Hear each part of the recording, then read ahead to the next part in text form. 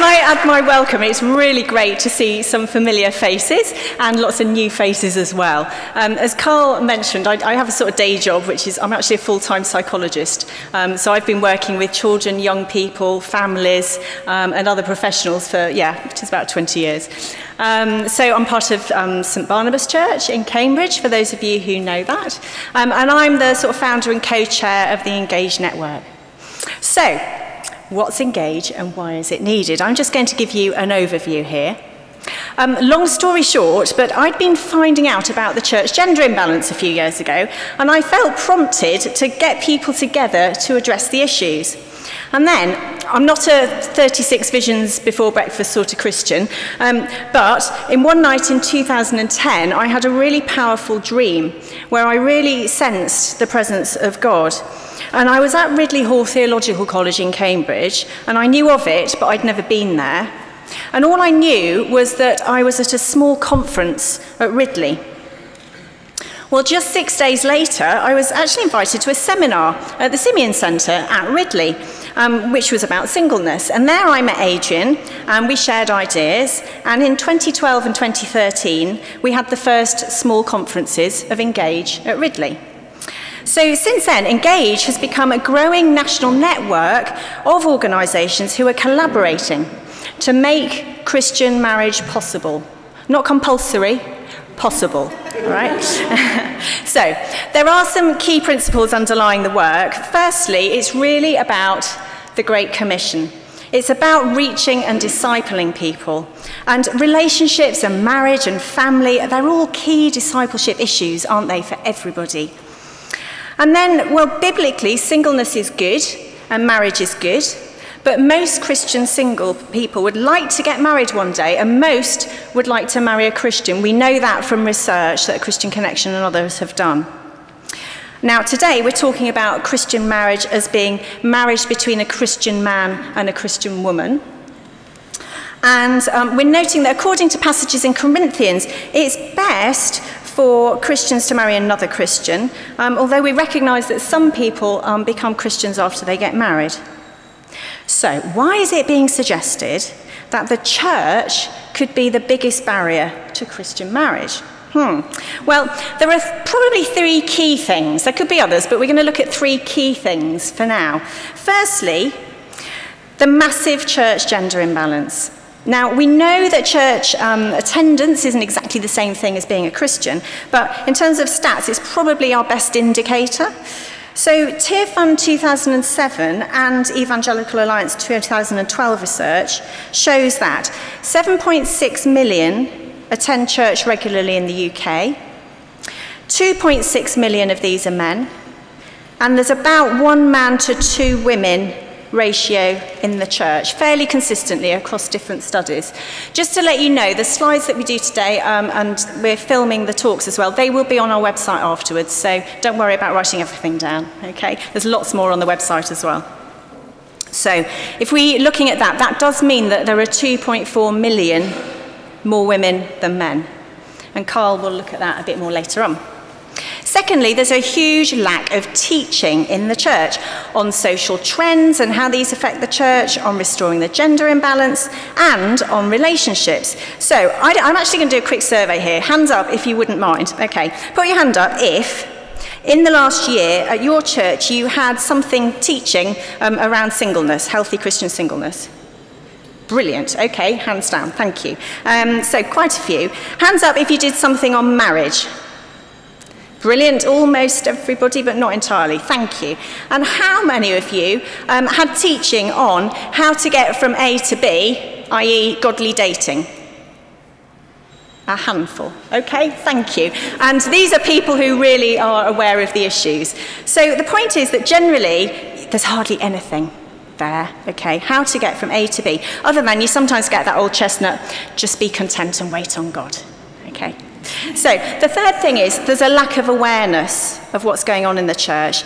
Interestingly, a letter to Christianity magazine back in 2007 said, "Our understanding is that the enemy will seek to destroy Christian marriages, yet we do not seem able to make the tiny logical leap required to realise that it's an even better strategy for him to prevent these marriages from happening in the first place. No godly children to worry about then either. Interesting.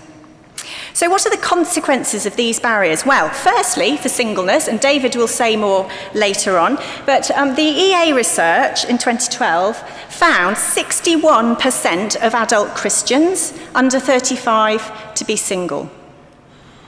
The church gender imbalance and wider social influences mean that there are more single Christians now, but often the church just sort of reframes the resulting massive epidemic of Christian singleness as a God-given gift, whether it's wanted or unwanted, and often ignores the context that we're all living in. Secondly, for dating, well, the dating culture in the UK amongst Christians isn't very healthy. It's actually hardly happening. So, in Christian Connections 2012 research, even 54% of people using their brilliant dating website said that they haven't dated for at least a year, or it's many years since they last went on a date. Okay, now the consequences for women, Christian women, so that's our sisters, daughters, as Carl said, our nieces, our friends. Well, about 2.4 million of them might have to choose between staying single and childless or marrying a man who's not yet a Christian. And actually, can you think of another issue that perhaps affects about a third of the church that's ignored as much as this? Okay, so there is actually huge spiritual and emotional damage being caused by the church because of unwanted singleness. And many women have to reconcile their suffering resulting from faithful sacrifice with a God who loves them. And if they don't know about the church context, do they know that actually God's heart is breaking as much as theirs over this situation?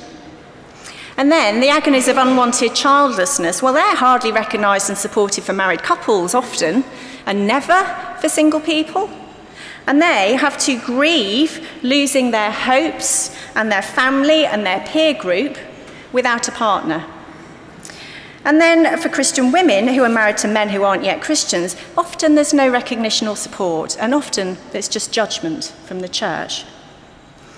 So for men, there's a massive need for more effective evangelism and discipleship. And actually, how often do men intentionally disciple other men in the area of relationships? There was an article in the May 2012 Christianity magazine called Outdated. You might have seen it. It was very good. You should read it. I think it might be able to get it online. And the guy writing said that all Christian men need to do to get a girl is to have some sort of faith and a Y chromosome. Okay? And he said there's a lot of passivity around. So there's often less expectation for single men to be mature and responsible and committed. Some are sort of paralysed by choice, and others are anxious about being proactive in case of failure. So it's really tricky. Others feel besieged by all the Christian women around. Okay? Now, the consequences for children and young people. As a child and young person, I work with them in terms of my psychology. I see it all the time. Well, do you remember the service in Belgium at Saint-Symphorien in August, which was about commemorating the start of World War I? Well, David Cameron spoke of the loss, not just of those who fought and died, but of those who were left behind. And he asked us to remember the place at the table that was never filled, the marriages that never happened, and the babies that were never born. Well, today we're thinking about the Christian marriages that are never happening and about the babies that are never being born as a result. And for the children we do have, what is the church doing about spiritual fatherlessness due to the lack of men in the church often? Well, another consequence is mixed marriages, and women are more often the Christian partner in a mixed marriage where there's a Christian married to a non-Christian, so that's not a surprise.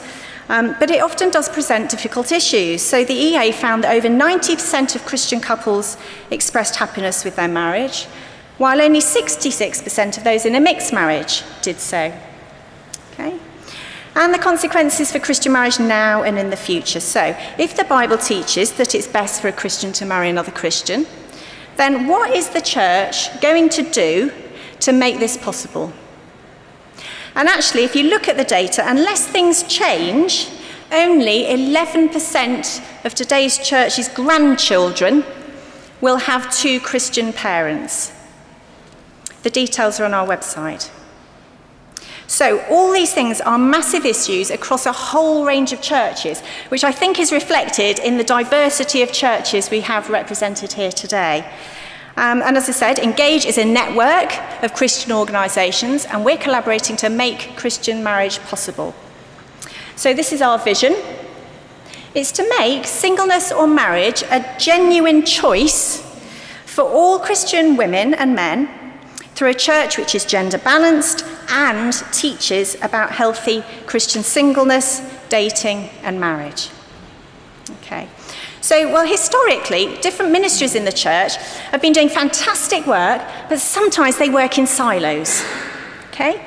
And sometimes they don't see the context of the big picture. Well, psychologists like to look at how we're affected by our contexts and how those contexts interact. So this is how it looks for Engage. There's one in your pack if you can't see that very well.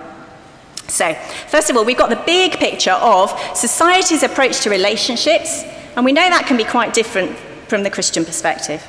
And then within that, there's the context of the gender imbalance.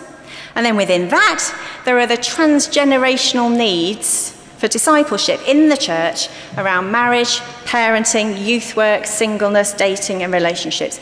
Not that everybody has to go around the circle, but they all affect each other. Okay? So the Engage Steering Group has a representative from each of those fields, and that's led to initiatives like joint events and linked resources and shared research projects. And Engage isn't about a small number of people doing something. It's about us all playing our part. So have a look at the action plan for leaders on the Engage website that you can discuss with your leadership team. It shows the main aims for Engage. So we've got 3. The first one is to facilitate action amongst Christians that results in awareness of the church gender imbalance and addresses the resulting issues for men and women and children. So that's why we're here today. So how often do you speak to your whole congregation or conference or organisation about these things? Okay? Metaphorically and literally, we think these things should be main stage issues and not just optional seminar issues, because they affect every single one of us. Okay? Secondly, we want to connect men to Jesus and the church to men. We stole that off Carl, did you notice? Okay? We want to create a gender-balanced church.